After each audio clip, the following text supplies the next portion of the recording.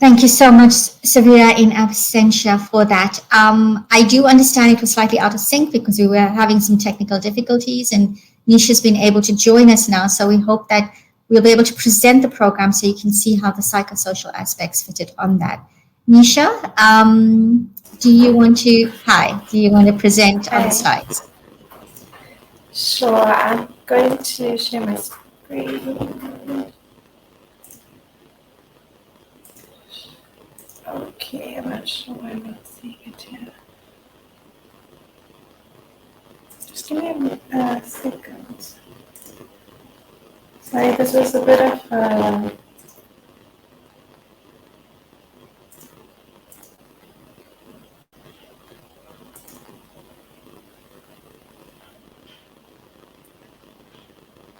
it's only allowing me to share Word documents. Is that something's wrong?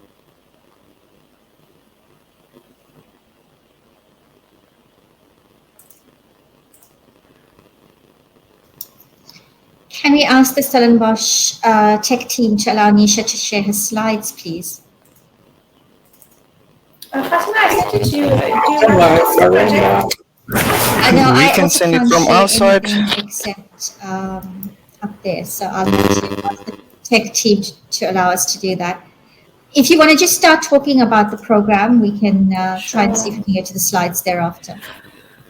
All right, so good morning, everyone, and apologies for this technical difficulty. So I think you've heard a lot about Joel from Severa and Fatima this morning, but we really want to let you know a little bit of background on our program, which is developing research, innovation, leadership, and localization in South Africa, and it's a NIH T43 training grant for early career academics.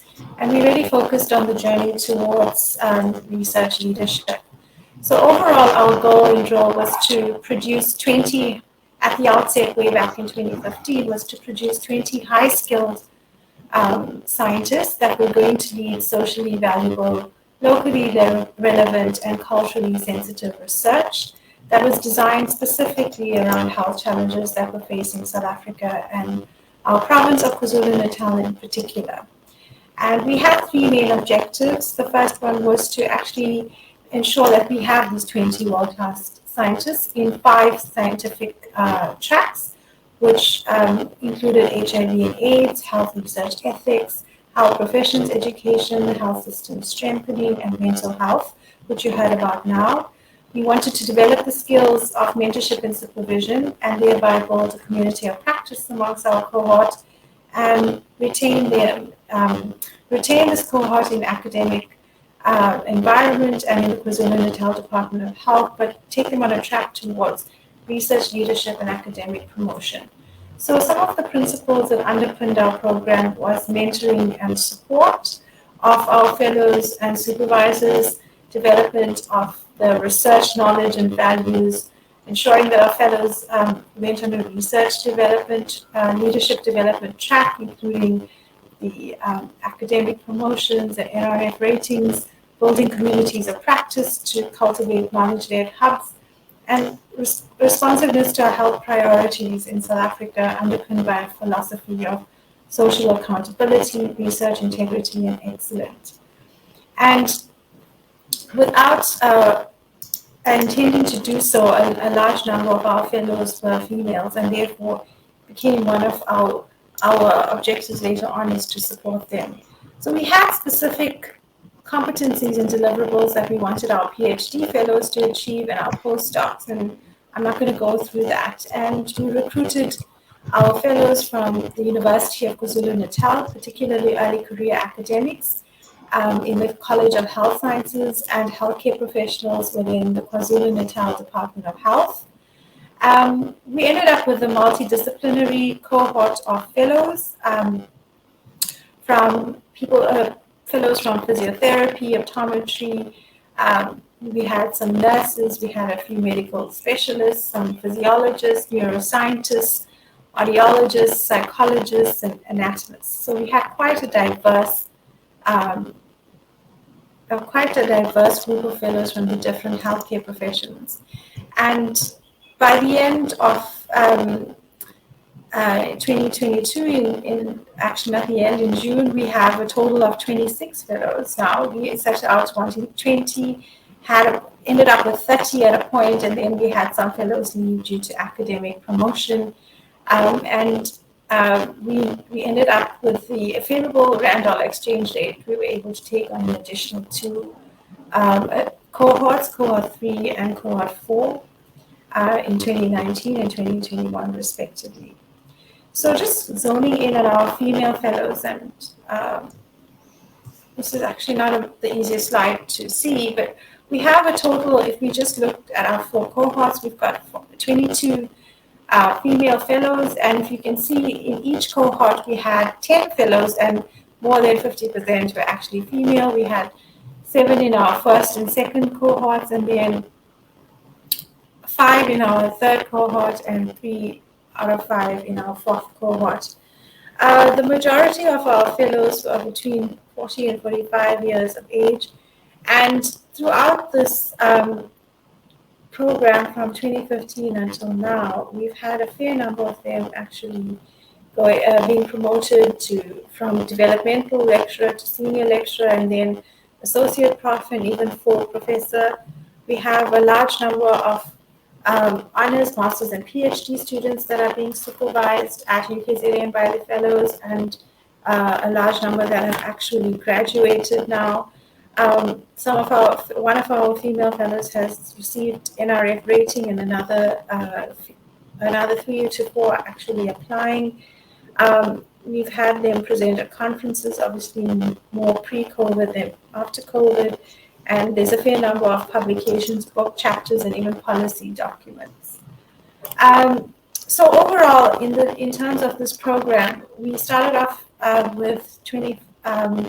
At the end in 2016, we had 25 fellows, and now we have in 2022 26 fellows, and we've done fairly well in terms of the number of deliverables and outputs that we've put as a result of this program. There have been 446 publications, 148 graduates, 222 students that are being supervised, a total of 41 grants. 4 of them had received NRF rating, and a number of them have received academic promotion. So the deliverables in terms of what we set out to achieve, we did achieve, and the majority of our cohorts have been women. How did we do this? We have a team of multi-principal investigators. On the left, you'll see Prof. Petra Brajzovic, who's the communicating investigator and who leads the health professions education track. Then on the left at the bottom, you'll see Professor Savira Rambal, who led the mental health track. In the middle is Prof. Mosa Mashabela, who led the HIV and AIDS track, and is also the DVC for Research and Innovation at UKZN. Prof. Suleiman needs no introduction, and she led the health system strengthening track. And Prof. Doug Wassenaar led the health research ethics track, and he's our current BREC chair at UKZN. We didn't work in isolation, we work as a team. So with the PIs, there was a group of us that worked as a project management team, and we had scientific oversight provided by our drill advisory committee, which included quite high-level esteemed academics, both at UKZN and globally. And some of the faces may look familiar with Prof. Qureshi Abdul Karim, Prof. Tumbi Ndungu, Prof. Sabia Isak, Prof. Inga Peterson, Prof. Yunus Musa, Prof. Maria Marikari.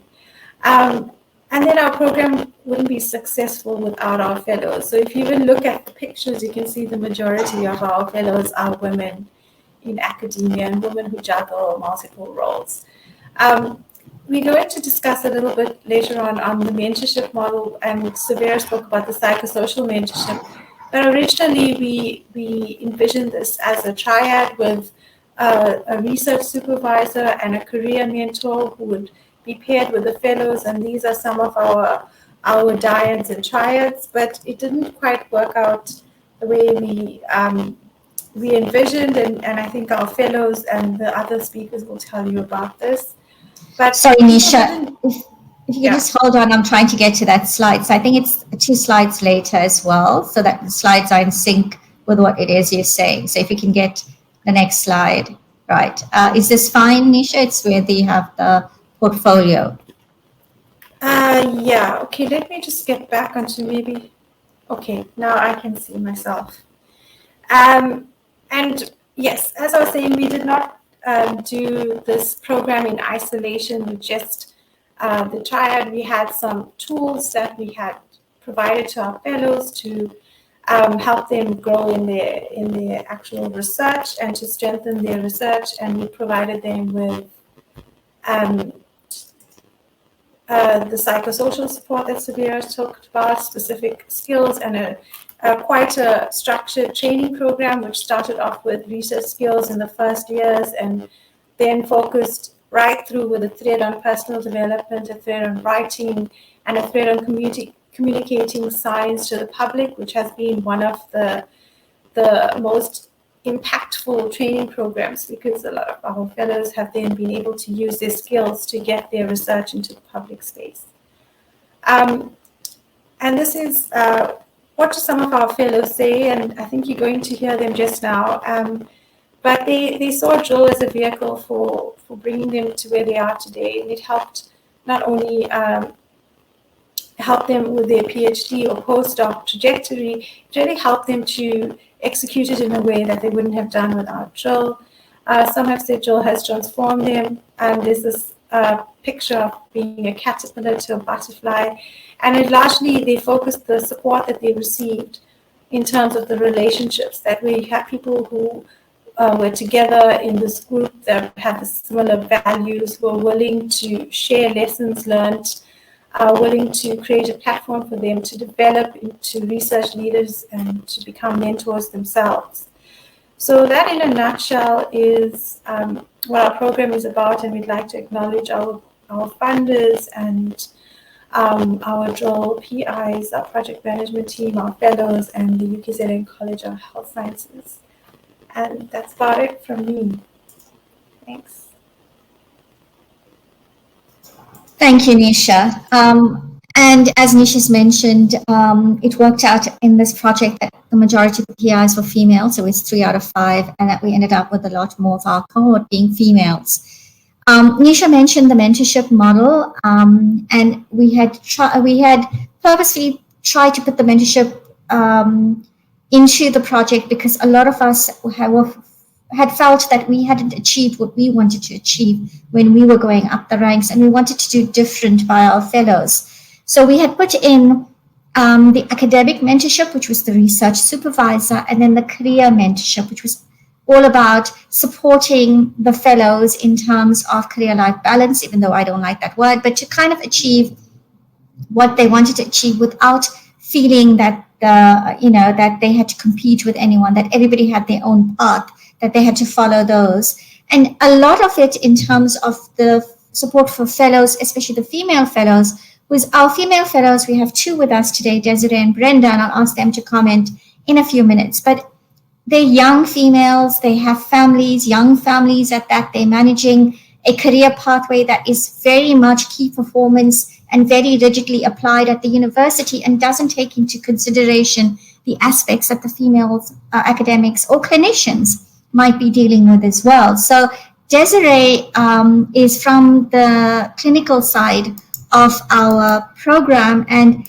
we're very lucky to have had her with us. She's actually has a hybrid interest in merging the clinical and academic world. She's a chief physiotherapist at J. Crooks District Hospital in Southern KwaZulu-Natal. She has a PhD degree in public health, and her research interests center around adolescent sexual and reproductive health and mental health. Brenda Dagama also is a senior lecturer in the discipline of clinical anatomy in the School of Laboratory Medicine and Medical Sciences at UKZN. Her interests are in indigenous knowledge and how this influences perspectives on body donation for medical and health professional education, belief systems, body donation, and the treatment of dead. So as Nisha mentioned, we had a diverse group of fellows, but included was a diverse set of mentors. Some of them were not necessarily in the same discipline or the same school. They were across colleges. So you could have somebody from law and management studies or agricultural sciences or anywhere else as well. And we had a lot of female mentors as well. But I'll hand over to Desiree and Brenda. So let's start with you, Desiree. Let's talk about how this mentorship model came about for you and how it helped you shovel the road as a female fellow. Greetings to everyone. As Prof has already introduced me, my name is Desiree, and I'm actually a clinician who's very interested in the academic arena, and I'm actually wanting to enjoy the best of both worlds.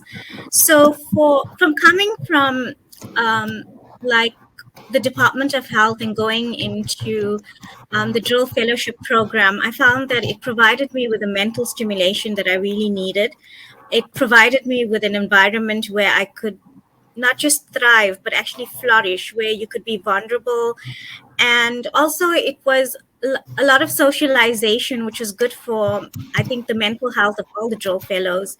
And our mentorship evolved over time because it wasn't just your traditional model. We also had peer mentoring. And the one good thing about the peer mentoring was that it was cross-disciplinary because we were all people in different fields. We could offer each other advice.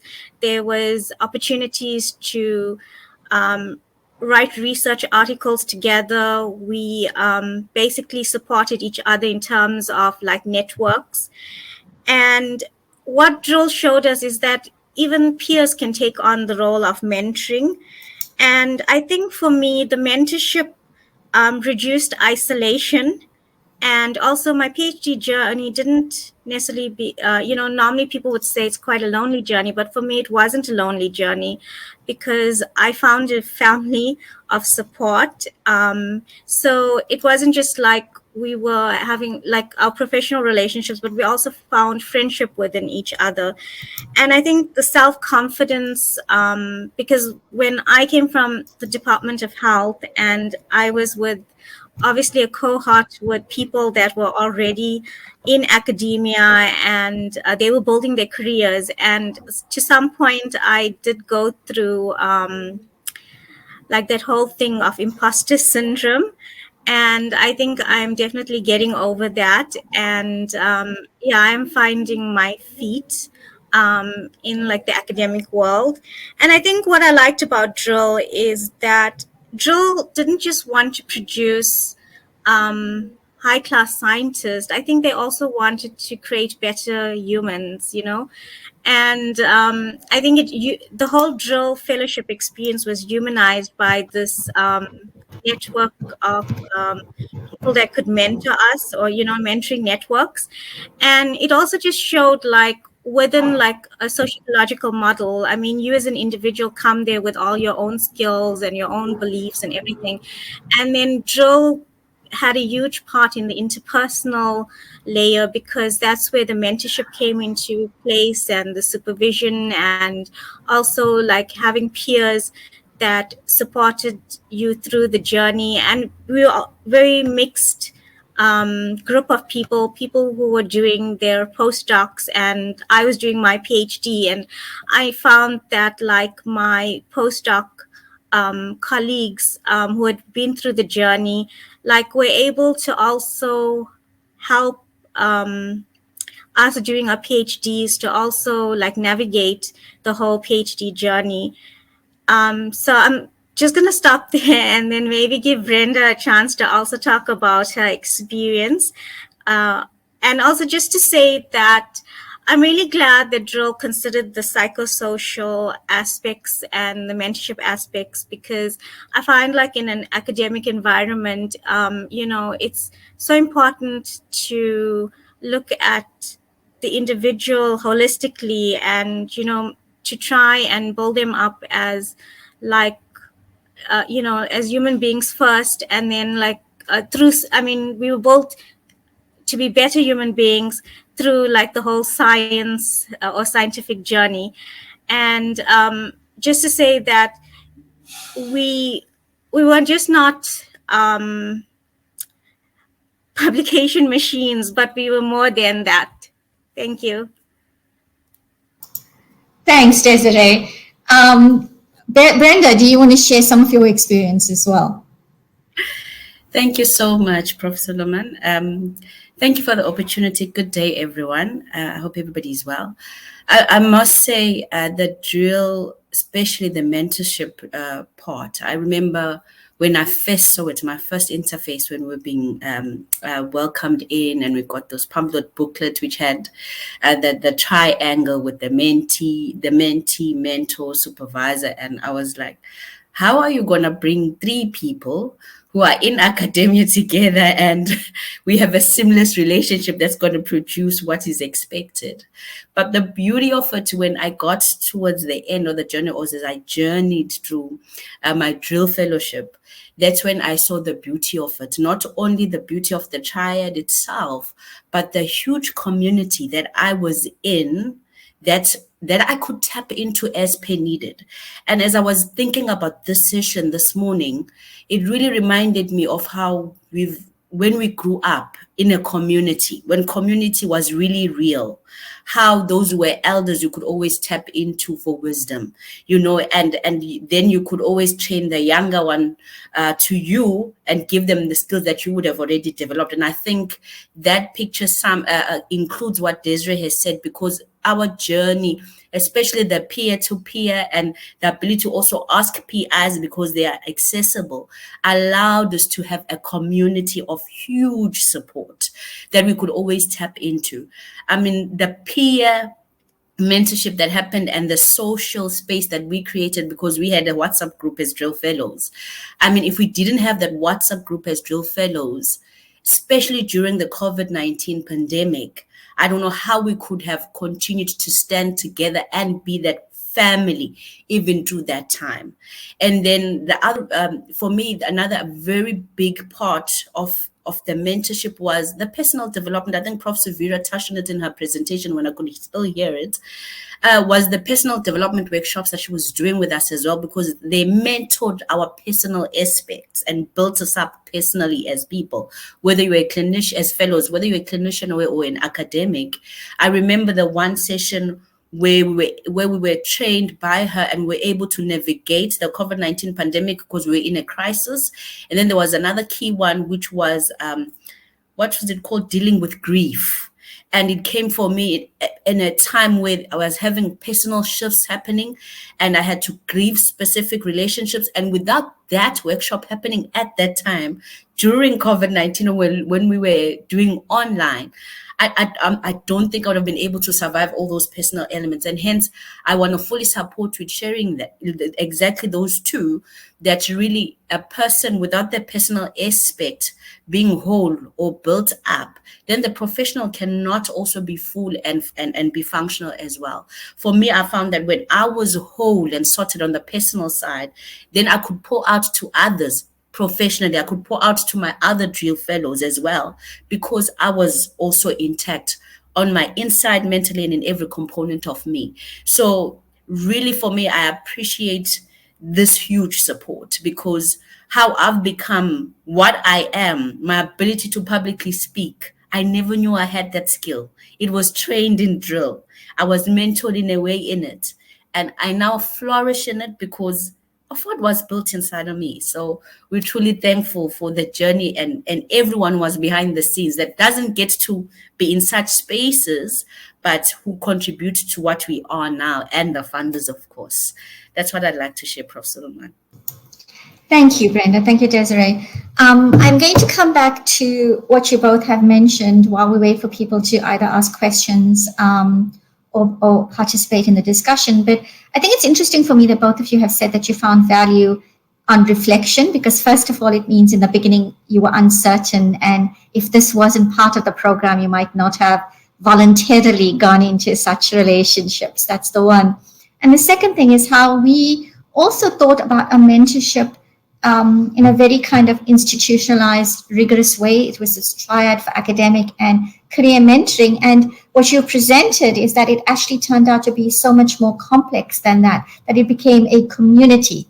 It was the PIs, it was the advisory committee, it was the project team, it was your peers, it was the own individual mentors and career and academic mentors. And that, so it became this flexible group of people that you could come and go with issues as you saw that. Is that right? Do you want to share some more about that? You muted, Brenda. I think that's a nice way of summarizing it, Prof. Suleiman. It's spot on analysis, because every time I think when you're about, I guess for me, when I'm about to engage into something that's new, there's always, I think everybody experiences, you don't know what to expect, and that's what gives you the nerves. So I think that's when at the beginning I was like, how is this gonna work? But as far as being inside drill, that's the opportunity I wanted, because I knew I was gonna get development inside and I was gonna flourish through it. And obviously the reflecting is one of the things that we got improved and grown through personal development workshops as well. So I'm a daily reflector now, because I always reflect on my days because of that, and I find it to be such a strengthening pillar for me as a person, because I'm able to always then grow from that. Whatever I couldn't do right, I also have been well developed to be able to accept that, okay, that didn't go well, but how can we improve it instead of collapsing within yourself? So I wouldn't be the strong woman, strong academic, strong researcher I am if it wasn't for all the mentorship that I received. And it's really thank you to everyone who's contributed. And yeah. No, thank you, Brenda. Desiree, I remember you being this quiet, nervous, not speaking person in the back. So talk us through that journey. Okay. Yes, whatever you said is true. I was very much an introvert, and basically I wanted to be that person that at the back of the room, not noticed.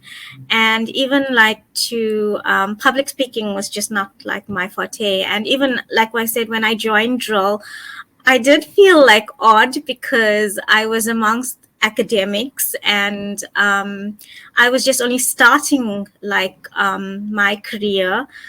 And I feel that, like, as Brenda said, like, at first you're not sure what to expect. And I mean, like, it was actually scary when we had like our like induction program orientation. And then I think as I journeyed or navigated through the fellowship, it just, it was just a whole different world, and you had people that were walking beside you. Not, it wasn't like about this whole hierarchy. It was like, actually, I think that we got treated as like equals, and the fact that we were treated like in a holistic manner, not just as the scientists that we want to actually build, I think made the journey even more bearable and also enjoyable. I mean, like, a lot of people come out of fellowships and, like through out of PhD degrees and stuff, and feel like, gosh, their mental health has just been damaged. And so I feel for me, it wasn't so much like that. And I'm just glad because, like, people normally talk about like always like the negative aspects, but for me it's like, I think I take with me like how drill actually built me up as a human. And the fact that I could actually come here on this platform and talk, I mean, it's not something that I thought I would actually do. Thanks, Desiree. I think I want to hone in on what Nico has put on the chat as well, in the sense that, we've been talking in general terms about the support and that, but specifically we're talking about female academics, female clinicians, and so forth. So what advice do you have for research, development, and support officers to cater specifically for the needs of development and support of female academics? That's the first part of the question. So I'll come back to the second part after that, after you've had a chance to reflect on it. So it's about, does the need differ? Is it specific for females? Do they need their own dedicated support structures and so forth in that regard? Brenda, I see you nodding. Desiree, Brenda? Go, Brenda, you go first. Okay, thank you so much, Prof. Suleiman. I definitely think it needs to be different. When we speak, for me, there were times where I took it a day at a time. And interestingly, I had a mentor who was male.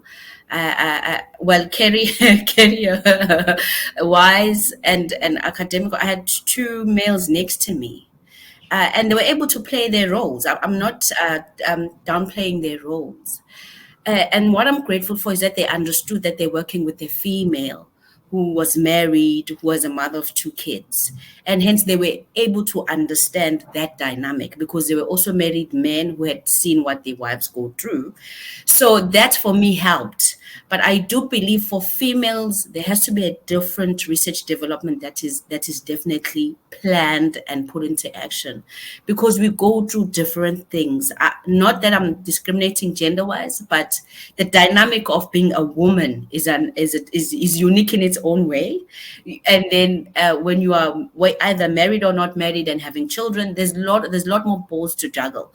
And for me, if I didn't have a support structure and the beauty of also having a lot more females, having PIs who were married and had children, I could tap into that and say, how do you juggle this? How do you work around this? And be strengthened to cope in my own sphere.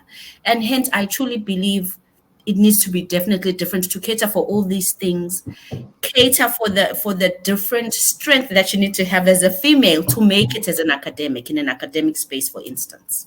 Thanks. But help someone manage what we have is our guilt syndrome as females, because we feel we have to be the best at everything, and having this group, I mean, one of the things you spoke about, Desiree, and I'll come back to you because you're in the clinical side as well. One of the things we spoke about in our sessions is the ability to be vulnerable in those sessions, and the ability to be able to say, I can do this much at this point in time because I'm going through so much, and I will catch up later. And there was the support, not just from the PIs and the project group, but your peer mentors as well, that sort of said, we've been through that, because some of them are at postdoc stage, or some of them are sort of saying, telling you, look, we know you at this stage, we've been through it, this is the way you can overcome it, or like not have this obstacle, and so forth. So I think that was part of it as well. Desiree, do you want to add anything? I agree with Brenda. I think if you have to look at like the roles that men and women actually like play, it's like women do juggle a lot more, because I think they also wear like many hats. And I think there's like certain responsibilities, like if you look at in the traditional way, that women still are more highly involved, like, keeping the family together and, like taking care of children and all that. And then also having to navigate their own professional journeys. So I do think that if someone was to ask me if the development and support needs to be specifically tailored, like gender-wise, I would say yes.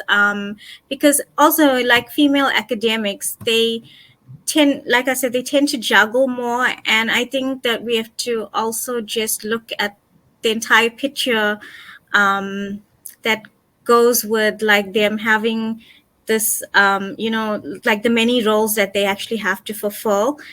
And also, I mean, like in general, like sometimes women are marginalized in academia. So yes, I think I agree with Brenda totally when it comes to like the development and support being tailored specifically to help women.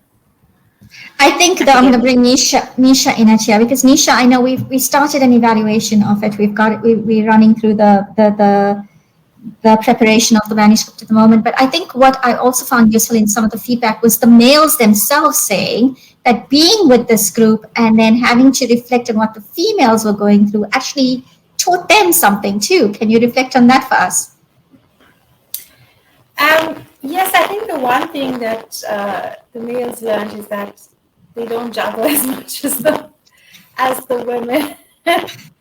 Also, I think that during COVID, I think what was very clear is that we each handle stress differently, and the resilience of women and the resilience of the female academics actually shone through, because they were at home, they were homeschooling their kids, they were taking care of families, they were still working, some of them on the front lines. And it was a toll on everyone, but they were able to still provide support to each other. So I think from that respect that the male fellows learned those kind of attributes, and they also learned to lean in on the women and develop a newfound respect for what they do, and also understand, I think, for their perspective better, because there were more women than men, they were able to learn, how some journeys are not the same, not everyone's equal.